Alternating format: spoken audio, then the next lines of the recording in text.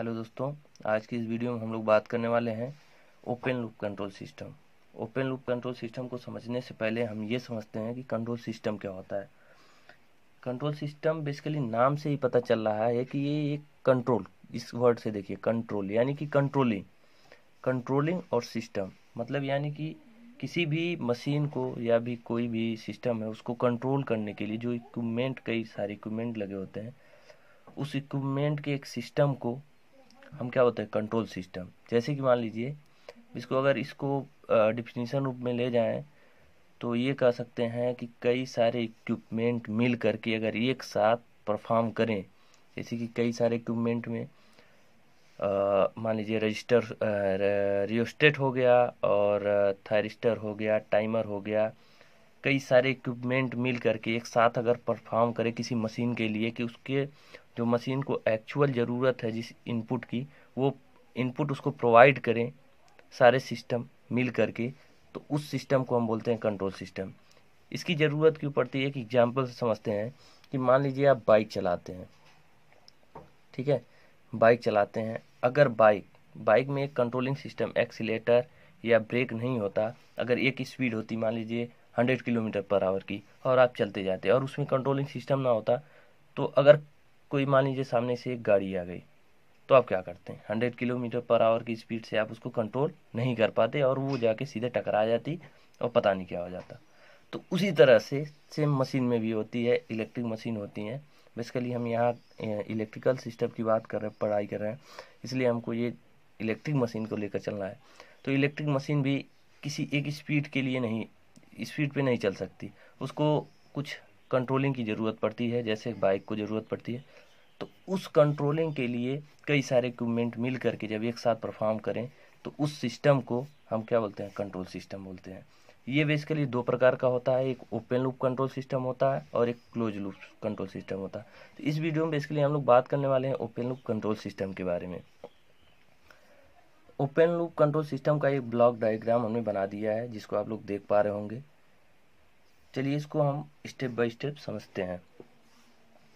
Open loop control system, मान लीजिए एक कंट्रोलर, जिसको हम अभी बताए हैं कि कई सारे इक्विपमेंट मिल करके एक सिस्टम का निर्माण करते हैं जिसे हम कंट्रोल सिस्टम कहते हैं। तो मान लीजिए कंट्रोलर है,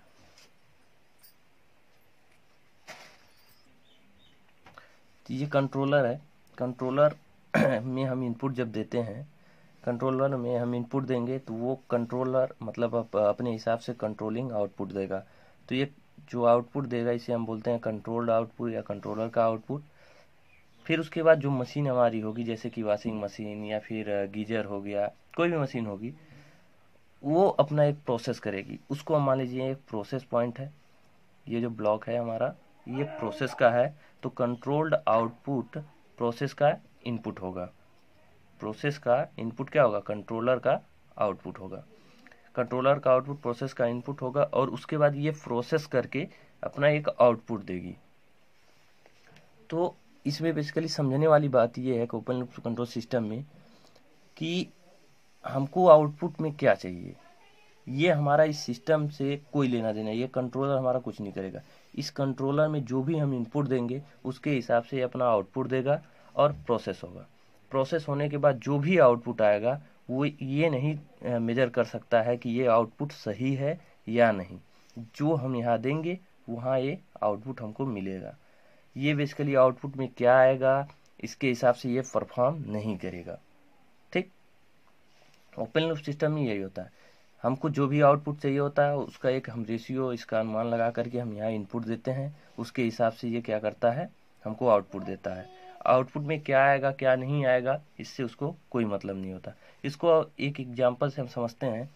एक मान लीजिए क्लॉथ ड्रायर मशीन है, यानी कपड़े सुखाने वाली मशीन के एग्जांपल से हम समझते हैं। उसका ब्लॉक डायग्राम हमने यहाँ बना चुका है, चलिए इसको देखते हैं।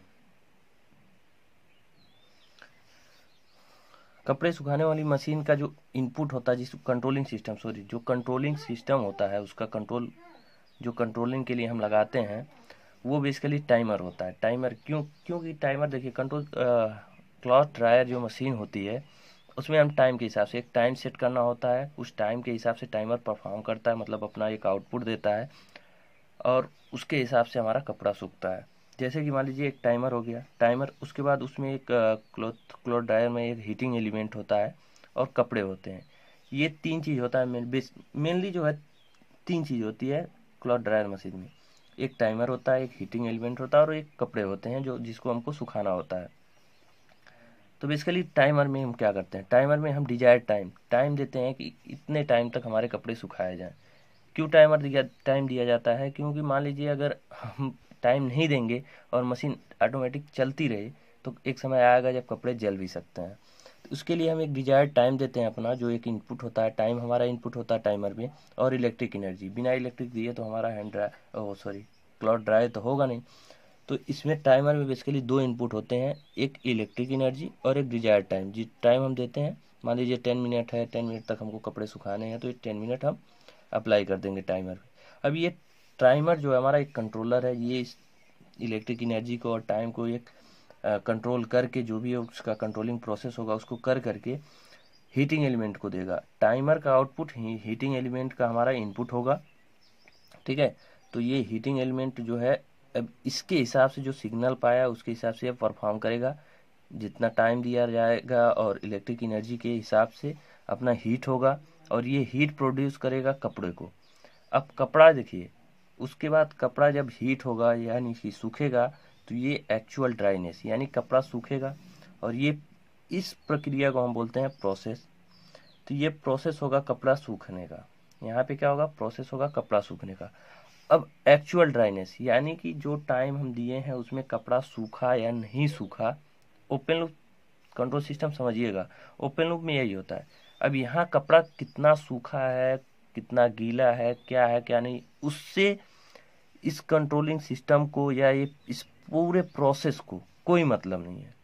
जो भी हमारा आउटपुट आया उसके जिम्मेदार एक तरह से हम कह सकते हैं कि हम खुद हैं, क्योंकि हम जितना टाइम दिए हैं, जितना एनर्जी दिए हैं, उस हिसाब से यहाँ हमारा आउटपुट आएगा। इसमें इस सिस्टम को हम कुछ नहीं कर सकते, क्योंकि हमने ओपन लूप कंट्रोल सिस्टम लगाया।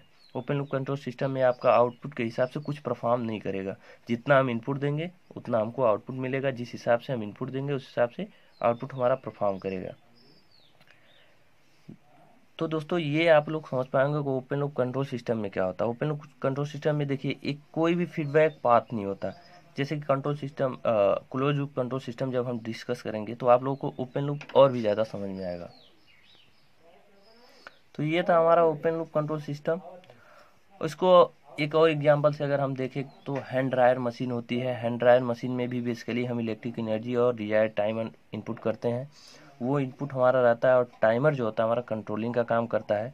तो हैंड ड्रायर मशीन में जैसे ही हम हैंड को डालते हैं तो हैंड हमारा भीगा है या सूखा है उससे कोई मतलब नहीं है। जितना हम टाइमिंग दिए रहेंगे उस हिसाब से वो आउटपुट प्रोवाइड करेगा, और हीटिंग एलिमेंट क्या करेगा, हीट प्रोड्यूस करेगा, और हमारा प्रोसेस होगा हाथ सुखाने का।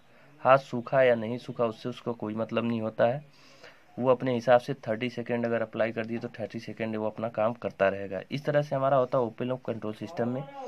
कुछ ऐसे पॉइंट्स हैं जिसको हम आपको दिखा दे रहे हैं कि ये इसको लिखना कैसे है एग्जाम में।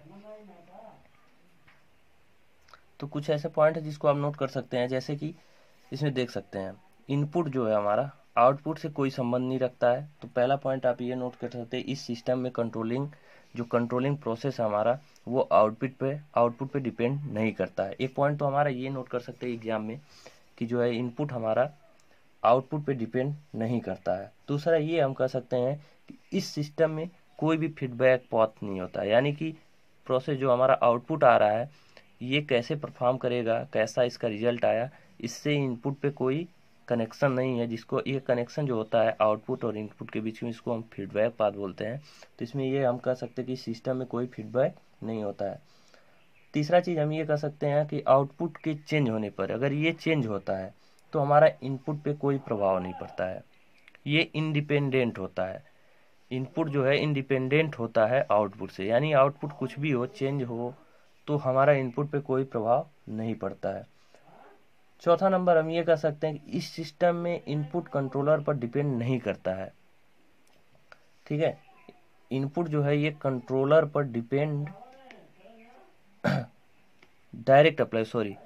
इस सिस्टम में जो कंट्रोलर होता है इनपुट जो होता है ये कंट्रोलर पर डायरेक्ट अप्लाई होता है, न कि इसमें कोई फीडबैक पाथ होता है कि यहाँ से कोई प्रोसेस होगा जो चेंजिंग होगा वो हम यहाँ अप्लाई करेंगे, फिर इनपुट जो है हमारा दोनों सिस्टम के बाद ये डिटेक्टर यहाँ लगा होता है जो कि हम क्लोज लूप सिस्टम में डिस्कस करेंगे, उसके बाद कंट्रोल। तो ऐसा कुछ भी नहीं होता ओपन लिस्ट सिस्टम में। इसमें बेसिकली इनपुट जो होता है कंट्रोलर पे डायरेक्ट अप्लाई होता है और कंट्रोल्ड आउटपुट प्राप्त होता है। यदि हम आउटपुट वैल्यू चेंजिंग करना चाहते हैं, अगर आउटपुट में हम कुछ चेंज करना, जैसे कि हमने बताया कि क्लॉथेज कितने टाइम तक सुखाना है, गीला है सूखा है, अगर ऐसा कुछ हम जिस हिसाब से चाहते हैं तो हमको इनपुट भी उसी हिसाब से हमको खुद चेंज करना होगा, न कि ये खुद चेंज करेगा। सिस्टम जो भी है अपने आप से कुछ नहीं करेगा, इसके लिए जो भी चेंजिंग हमको चाहिए आउटपुट में हमको इनपुट में वो करना पड़ेगा। ठीक है, यदि हम इनपुट में उसी हिसाब से अकॉर्डिंग चेंज करना पड़ता है, अगर हम खुद इनपुट जैसे ही चेंज करेंगे वैसे हमारा आउटपुट भी चेंज होगा। तो दोस्तों ये था हमारा basically open loop control system. इसके अगले वीडियो में हम लोग डिस्कस करेंगे क्लोज लूप कंट्रोल सिस्टम, जिसमें आपको कुछ और चीज़ें सीखने को मिलेगी और बेसिकली कुछ और भी क्लियर होगा जो ओपन लूप कंट्रोल सिस्टम और जब क्लोज लूप दोनों आ जाएगा एक साथ, मतलब दोनों वीडियो आ जाएंगे, तब आपको ज़्यादा क्लियर होगा कि ये कंट्रोल सिस्टम कैसे वर्क करता है। तो दोस्तों अगर ये आज का वीडियो आप लोगों को पसंद आया हो तो इसको लाइक ज़रूर करें, और अगर आप हमारे चैनल पर पहली बार हो तो उसको सब्सक्राइब जरूर करें। धन्यवाद।